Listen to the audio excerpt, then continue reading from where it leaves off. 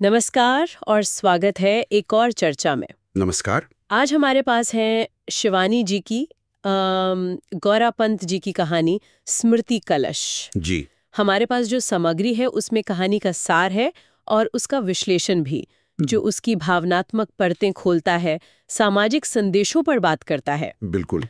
तो आज हम इसी कहानी के मर्म को समझने की कोशिश करेंगे, किरदारों की दुनिया में उतरेंगे और देखेंगे कि ये कुमाऊं की पृष्ठभूमि में बुनी कहानी हमें क्या सोचने पर मजबूर करती है। हाँ, और ये शीर्षक भी बड़ा दिलचस्प है, स्मृति कलश। हाँ। मतलब यादों का बर्तन, अच्छी बुरी कड़वी मीठी, हाँ। कैसे वो हमारे अंदर रह जाती हैं। हाँ। और हमारे आज को, आने वाले कल को शक्ल देती हैं। सही। खासकर शिवानी जी के लेखन में वो पहाड़, वहाँ की जिंदगी, किरदारों का अंदरूनी संघर्ष, हाँ। सब मिलकर एक अलग ही तस्वीर बनाते हैं। हाँ, वो कुमाऊं का माहौल ऐसा लगता है जैसे कहानी का एक और किरदार ही हो। बिल्कुल। ठीक है, तो चलिए सीधे कहानी के दिल में उतरते हैं। मुख्य पात्र है कुसुम। हाँ।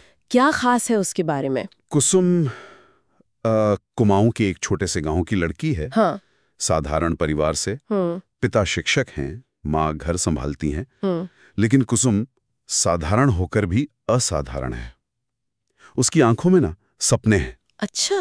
पढ़ने के, आगे बढ़ने के। और सिर्फ अपने लिए नहीं, गांव की औरतों के लिए, बच्चों के लिए कुछ करने के।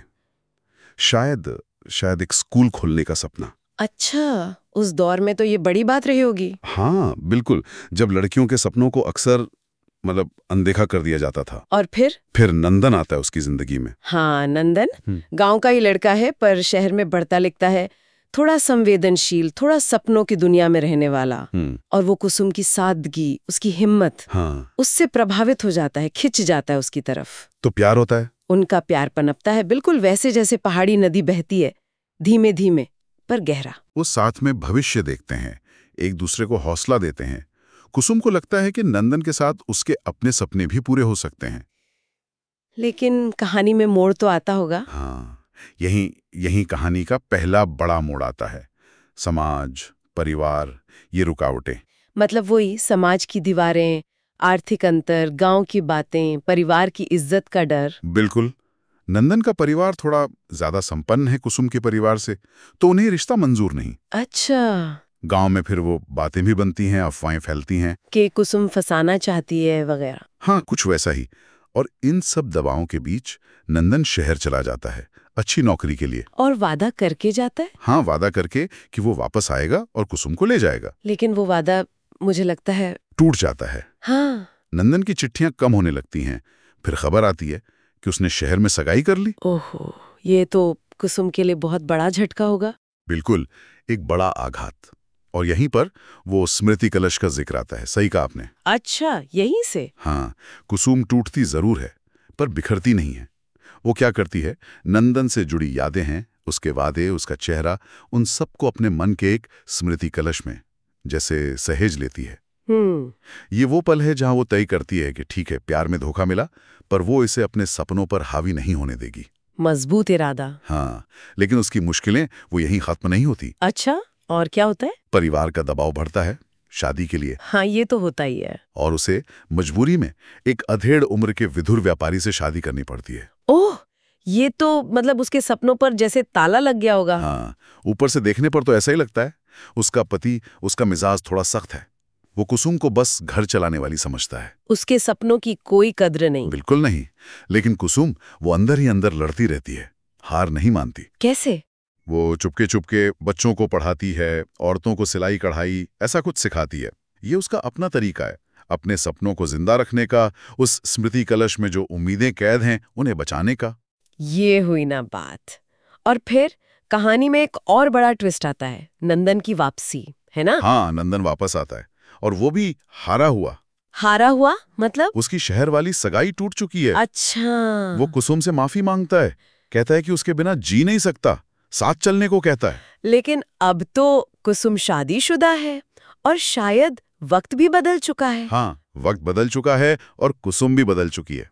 ये क्षण मुझे लगता है कहानी का सबसे शक्तिशाली हिस्सा है। कुसुम का जवाब क्या होता है? वो क्या करती है? कुसुम, वो उसे माफ कर देती है। माफ कर देती है? हाँ, लेकिन साथ जाने से इनकार कर देती है। अच्छा, वो कहती है कि तुमने मुझे छोड़ा था नंदन, पर मैंने अपनी यादों और सपनों को नहीं छोड़ा। वो कहती है कि अब उसकी जिम्मेदारी है अपने पति और परिवार के प्रति। वो उसे निभाएगी, वाह। पर अपने तरीके से, अपनी शर्तों पर।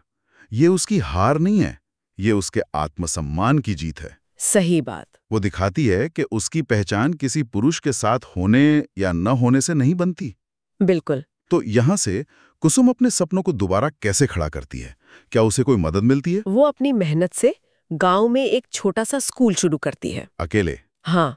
शुरुआत में औरतों को आत्मनिर्भर बनाने के काम में जुड़ जाती है, और इसी दौरान रमेश नाम का एक और किरदार आता है कहानी में।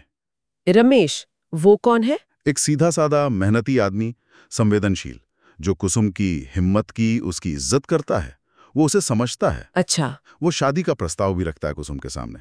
लेकिन कुसुम का दिल, वो तो शायद अभी भी उन पुरानी यादों में, उस स्मृति कलश में उलझा है। हाँ, शायद।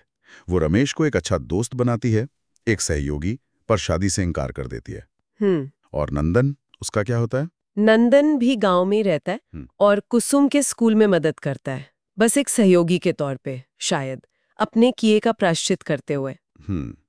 तो कहानी ये भी दिखाती है कि रिश्ते सिर्फ पारंपरिक पति पत्नी वाले ढांचे में ही नहीं पनपते। हाँ बिल्कुल। कुसुम अपने काम में, बच्चों और औरतों के चेहरों पर जो मुस्कान आती है, उसमें अपनी संतुष्टि ढूंढ लेती है। तो कहानी का अंत एक तरह से कुसुम की जीत के साथ होता है। वो अपना रास्ता खुद बनाती है। बिल्कुल। उसका स्कूल बढ़ता है, गांव में बदलाव आता है, औरतें जागरूक होती हैं। कहानी के आखिर में एक दृश्य है, वो बच्चों और औरतों के साथ नदी किनारे बैठी है और शायद यही सोच रही है या कह रही है कि जिंदगी की यादें, अच्छी और बुरी, वो एक कलश की तरह हैं। उन्हें संभाल कर रखो, उनसे सीखो, पर अपने सपनों का दामन कभी मत छोड़ो। वाह, वो स्मृति कलश अब सिर्फ दर्द भरी यादों का बर्तन नहीं रह जाता। वो अनुभवों से मिली ताकत का, हौसले का प्रतीक बन जाता है। वाह, ये तो कहानी का एक बहुत संक्षिप्त लेकिन बहुत गहरा निचोड़ था। जी। अब जरा इसके विश्लेषण पर आते हैं। ये कहानी सिर्फ एक औरत के संघर्ष की कहानी तो नहीं लगती, इसमें और भी बहुत कुछ है। निश्चित रूप से। जो बात यहाँ आकर्षक है वह है शिवानी जी का किरदारों को गढ़ने का तरीका। कुसुम कोई विद्रोही टाइप की नायिका नहीं है जो समाज से सीधी टक्कर लेती है। हाँ। वो परिस्थितियों से जूझती है, समझौते भी करती है, लेकिन अपने अंदर की जो लौ है उसे बुझने नहीं देती। उसका प्रतिरोध, वो शांत है पर मजबूत है। हाँ, वो चीखती चिल्लाती नहीं है, बल्कि धीरे धीरे अपनी जगह बनाती है। ये शायद उस दौर की हकीकत के ज्यादा करीब है। हाँ, शायद।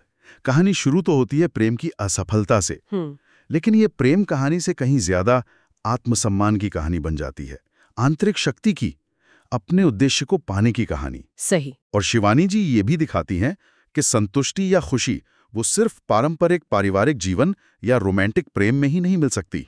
हाँ, ये बहुत जरूरी बात है। कुसुम अपने काम में, दूसरों के जीवन में बदलाव लाने में सार्थकता पाती है, खुशी पाती है। और वो स्मृति कलश का प्रतीक, मुझे लगता है ये बहुत गहरा है, क्योंकि यादें वो अक्सर हमें पीछे खींचती हैं, दर्द देती हैं, लेकिन कुसुम के लिए वो कलश बोझ नहीं बनता। बिल्कुल।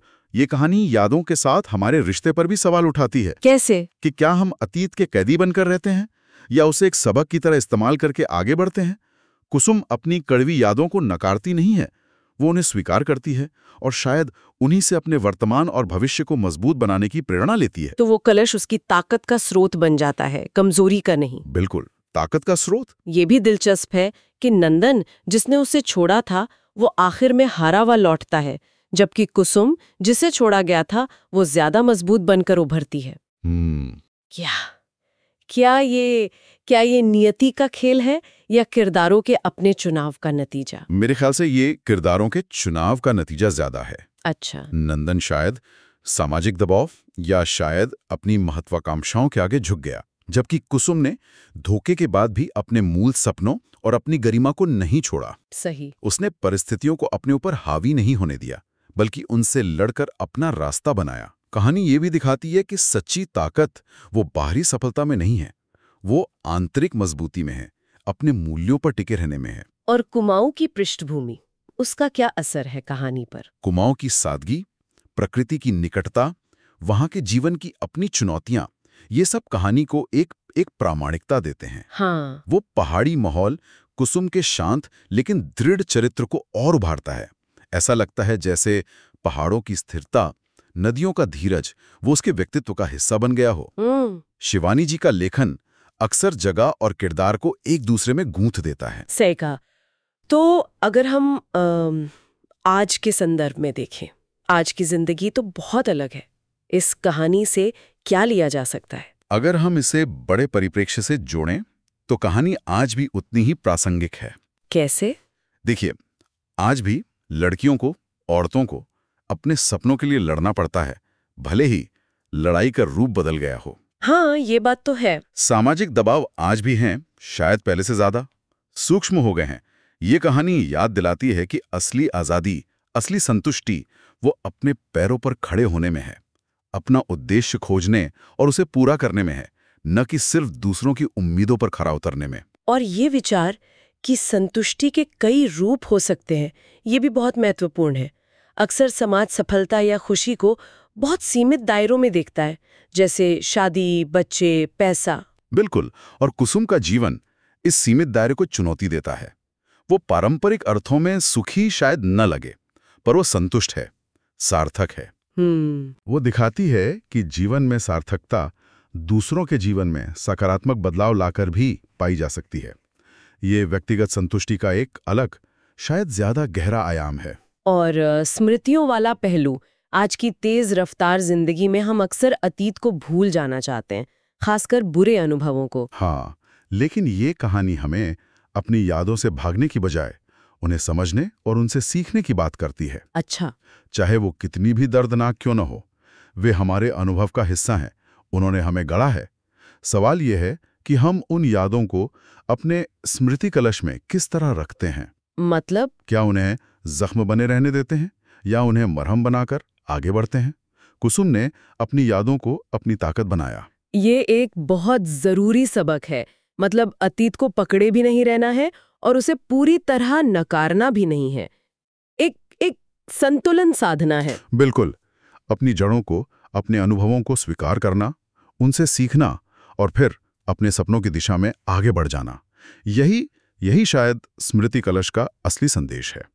धोखा, सामाजिक दबाव, आत्मसम्मान, सपनों की उड़ान और जीवन की सार्थकता जैसे कई मुद्दों को छूती है। जी। कुसुम की यात्रा हमें प्रेरित करती है कि हालात कैसे भी हों, अपने अंदर की आवाज और अपने सपनों को कभी मरने नहीं देना चाहिए। बिल्कुल। और यादों को दोस्त बनाना सीखना चाहिए, दुश्मन नहीं। बिल्कुल।